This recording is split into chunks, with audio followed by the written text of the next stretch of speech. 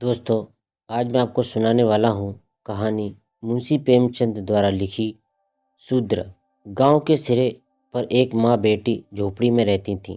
माँ विधवा थी तो बेटी कुंवारी। घर में और कोई आदमी न था। बेटी गोरा बाग से पत्तियां बटोर कर लाती थी तो माँ गंगा भार झोंकती थी।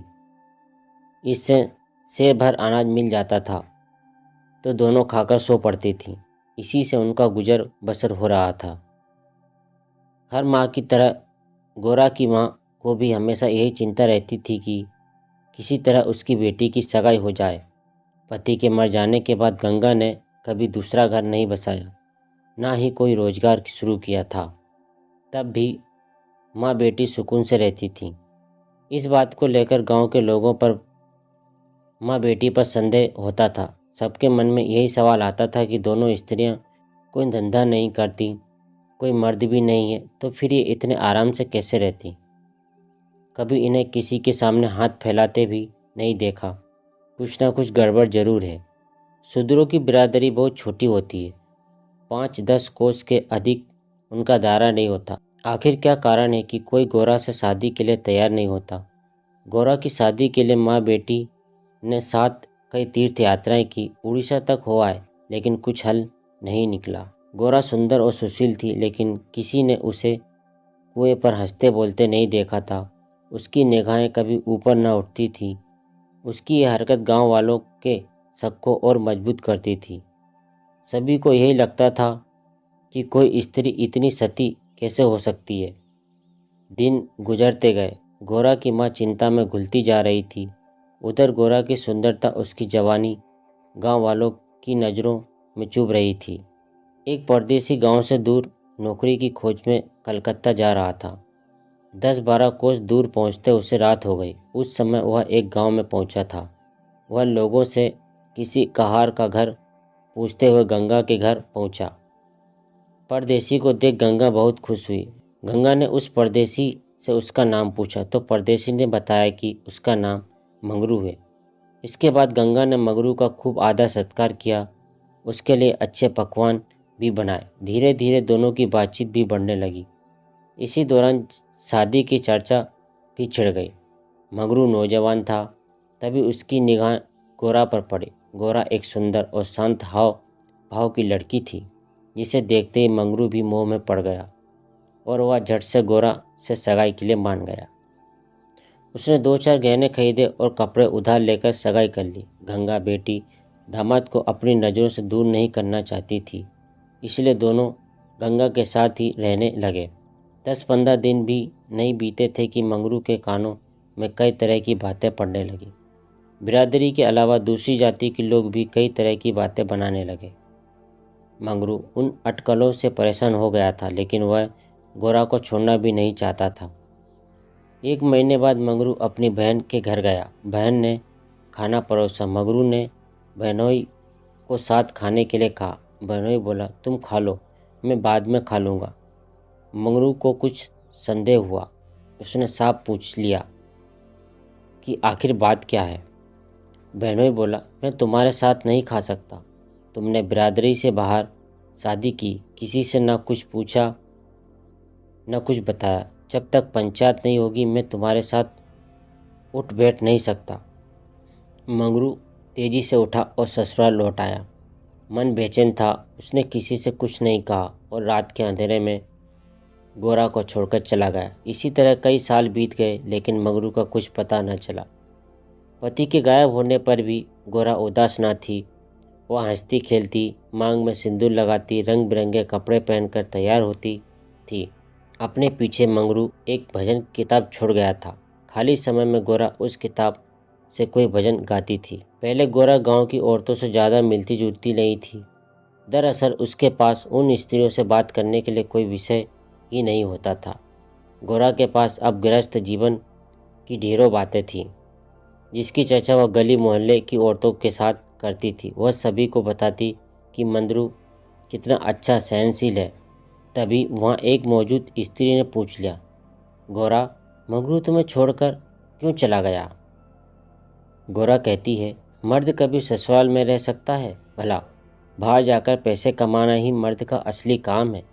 वही जब कोई गोरा से सवाल करता कि मंगरू खत क्यों नहीं लिखता, इस पर गोरा मुस्कुराकर कहती, अपना ठिकाना बताने से डरते हैं, जानते हैं कि गोरा सामने आ पहुंचेगी। सच कहूँ तो मैं उनके बिना एक दिन भी नहीं रह सकती। एक सहेली बोली, तेरी बात हम नहीं मानते, जरूर मंगरू और तेरी लड़ाई हुई होगी, तभी इसी तरह बिना बताए हुआ तुझे छोड़कर चला गया। गोरा बोली, बहना, अपने भगवान से भी भला कोई लड़ता है क्या? जिस दिन ऐसी नौबत आई मैं कहीं जाकर डूब मरूंगी।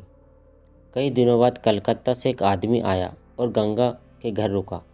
इत्तेफाक से वह मंगरू का पड़ोसी निकला।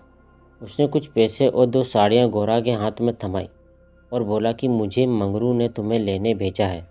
ये सुनते ही गोरा की खुशी का ठिकाना न रहा। वह फटाफट जाने के लिए तैयार हो गई।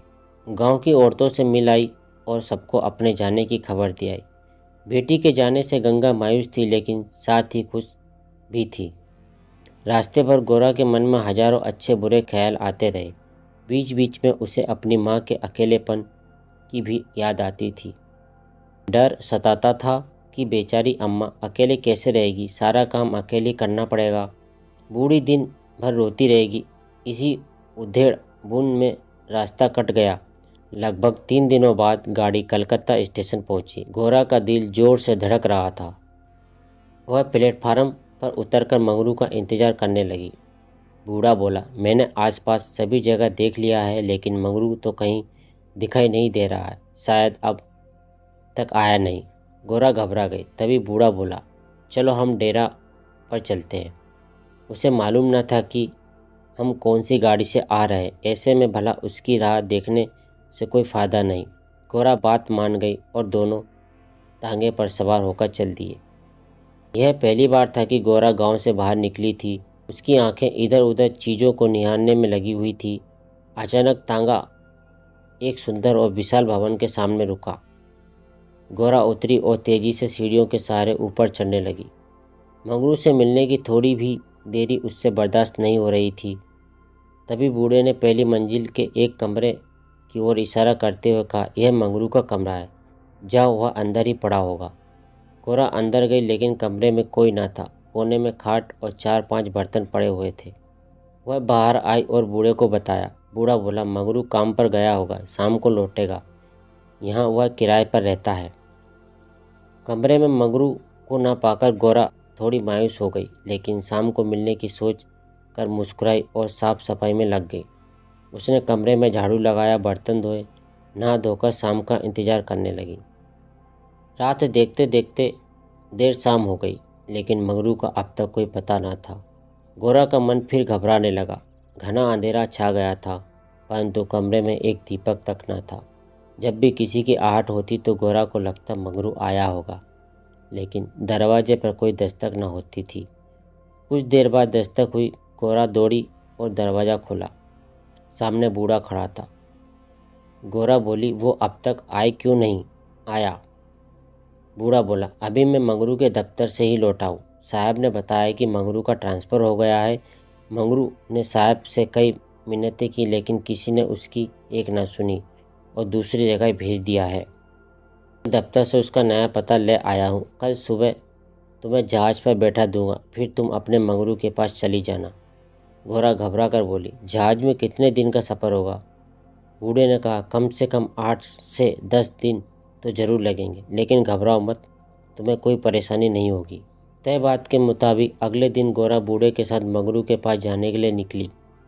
बूढ़े ने उसे जहाज़ पर बिठाया और विदा किया। जहाज़ जैसे जैसे किनारे से अलग हो रहा था, वैसे वैसे गोरा को लग रहा था कि अब उसकी अम्मा गांव सब पीछे छूट रहा है। चारों ओर पानी पानी देख गोरा का मन अजीब हो रहा था। अनजान जगह में मंगरू को कहाँ खोजेगी, यह सोच सोच कर उसका दिल बैठा जा रहा था। जहाज़ पर कई स्त्रियां और पुरुष सवार थे। गोरा उन्हें देख और उनकी बातें सुन रही थी। तभी उसकी नज़र एक कोने में अकेली बैठी स्त्री पर पड़ी।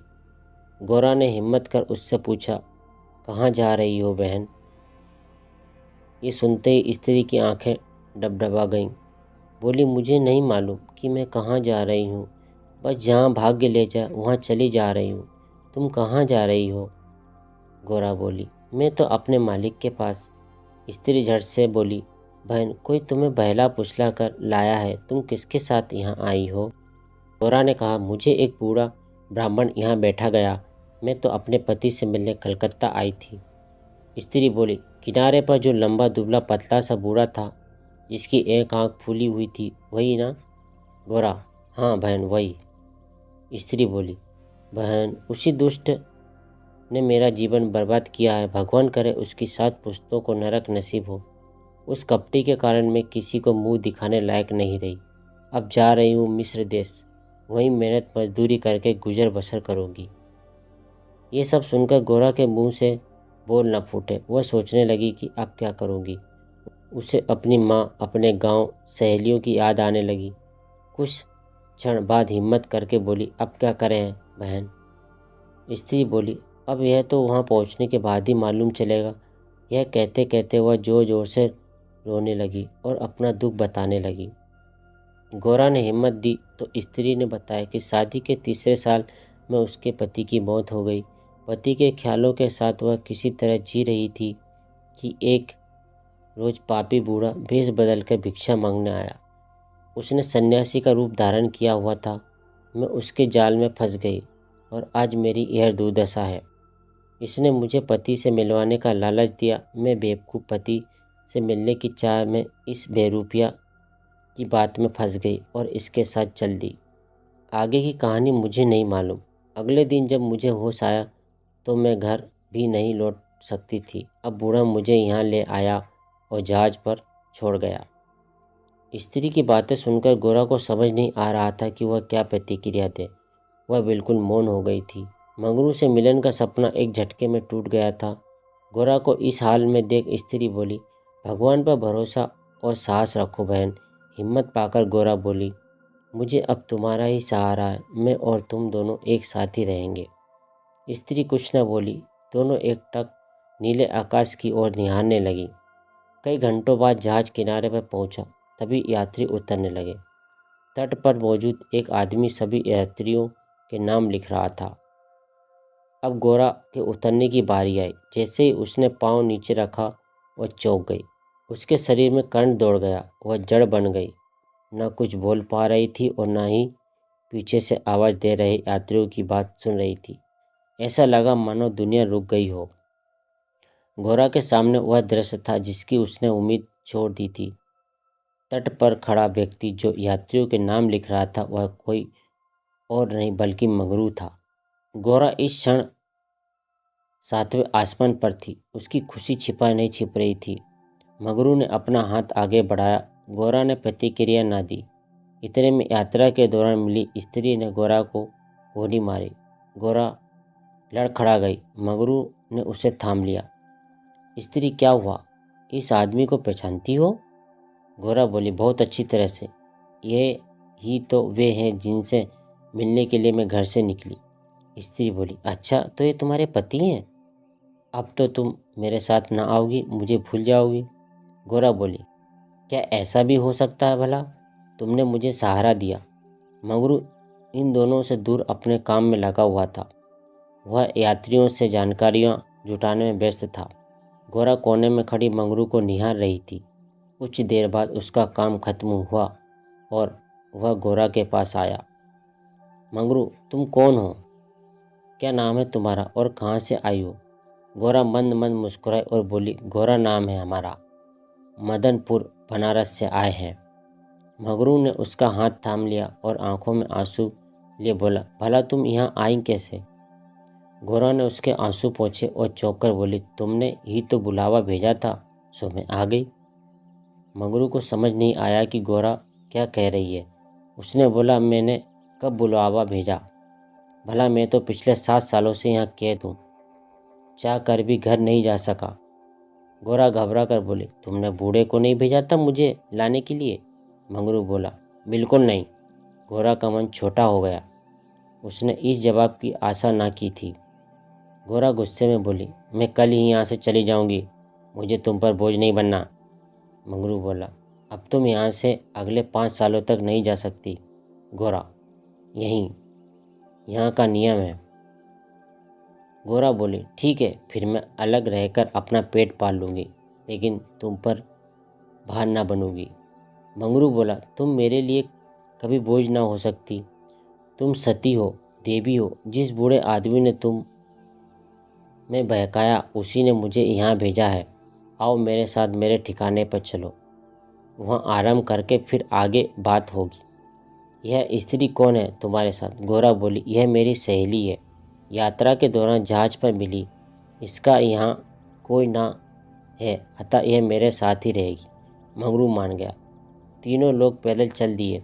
तभी सामने से दो लंबे चौड़े शरीर के आदमी आते दिखाई दिए। मंगरू के पास आकर दोनों आदमियों ने बोला, आज से ये दोनों औरतें हमारी हैं।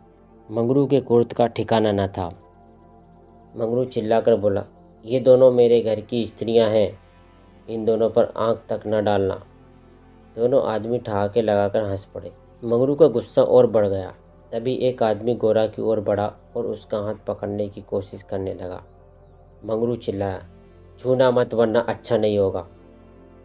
दोनों आदमी सहम गए और बाद में देख लेने की धमकी देकर आगे निकल गए। मंगरू, गोरा और उसकी सखी आगे बढ़ गए। मंगरू बोला, इसलिए मैं कह रहा था कि ये जगह तुम जैसी औरतों के लिए नहीं है।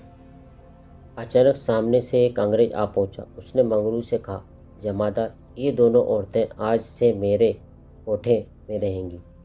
मंगरू ने हाथ जोड़ लिए, बोला, साहब, ये मेरे घर की औरतें हैं, इन्हें जाने दीजिए। अंग्रेज बोला, झूठ मत बोलो तुम। गोरा की ओर इशारा कर उसने कहा, इसको हमारी कोठी में भेज दो। मंगरू काँप गया और ना में सिर हिलाने लगा, लेकिन तब तक अंग्रेज आगे बढ़ चुका था। साहब की बात पर अमल करना जमादार का काम था। मंगरू समझ नहीं पा रहा था कि वह क्या करे। आखिरकार रास्ता खत्म हुआ। सामने मजदूरों के रहने के लिए मिट्टी के घर बने थे। बाहर दर्जनों की संख्या में स्त्री और पुरुष बैठे थे। सभी गोरा और सखी को गंदी नज़रों से घूर रहे थे। किसी तरह नज़र बचाकर मंगरू दोनों औरतों को घर ले गया और खुद दरवाजे पर बैठा रहा। दोनों स्त्रियां कमरे के भीतर अपने भाग्य को कोसती तो मंगरू दरवाजे पर बैठा रखवाली करता रहा। इसी तरह रात बीती। अगले रोज दिन इसी तरह कट गया। रात के तकरीबन 10 बजे दरवाजे पर दस्तक हुई।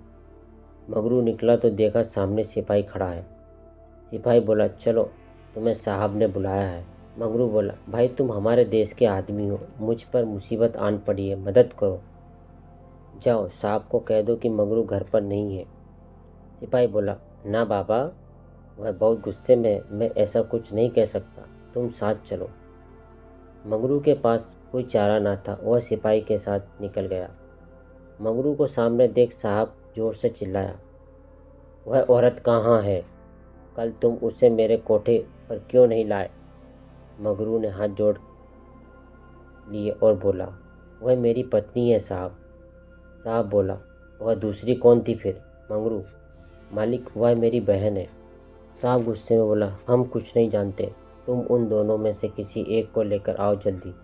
मंगरू साहब के पैरों में गिर गया और रोने लगा, लेकिन साहब का दिल नहीं पसीजा। उसने आदेश दिया, जल्दी एक स्त्री को लेकर आओ वरना तुम्हें कोड़े पड़ेंगे।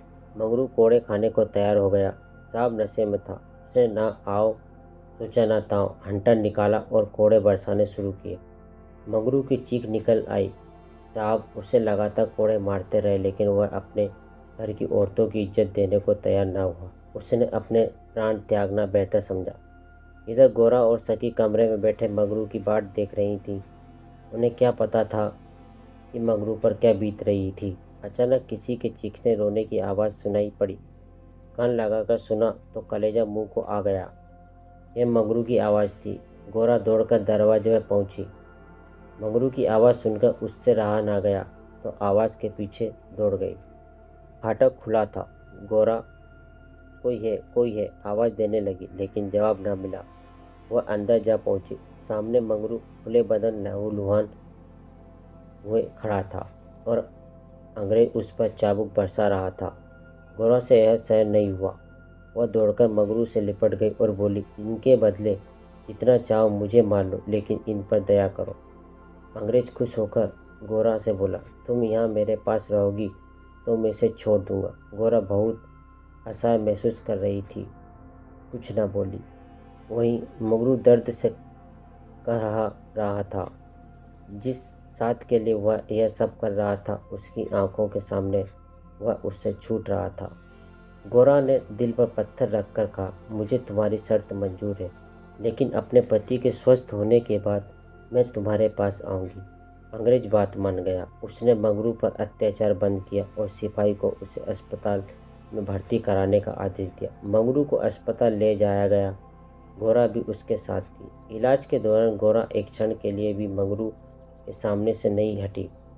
4 दिनों के इलाज के बाद मंगरू ने आंखें खोली। तय शर्त के मुताबिक अब गोरा को मंगरू का साथ छोड़ अंग्रेज के पास जाना था। यह उसे मंजूर नहीं था। ऐसे में उसने मरना बेहतर समझा। अस्पताल के बाहर नदी की धार बह रही थी। गोरा जाकर उसमें कूद पड़ी। आनन फानन में एक अस्पताल कर्मचारी दौड़ा मंगरू के पास आया और गोरा के नदी में कूदने की सूचना दी। मंगरू की आंखों के सामने अंधेरा छा गया। उसे कुछ समझ नहीं आया। दौड़कर नदी के सामने पहुंचा और छलांग मार दी। जीते जी जो कभी साथ नहीं रह पाए, अब वे दोनों परलोक की यात्रा में साथ जा रहे थे। शूद्र कहानी से हमें यह सीख मिलती है कि व्यक्ति को अपना मन साफ और सच्चा रखना चाहिए। किसी कार्य को करने के पीछे यदि आपकी नीयत नेक होती है तो नियति आपके साथ कभी बुरा नहीं करेगी। कहानी अच्छी लगी हो तो वीडियो को लाइक करें, चैनल को सब्सक्राइब करें और ऐसी इंटरेस्टिंग कहानियों को सुनने के लिए बेल आइकन को भी दबा दें, ताकि ऐसी इंटरेस्टिंग कहानियाँ आपको सबसे पहले मिल सके।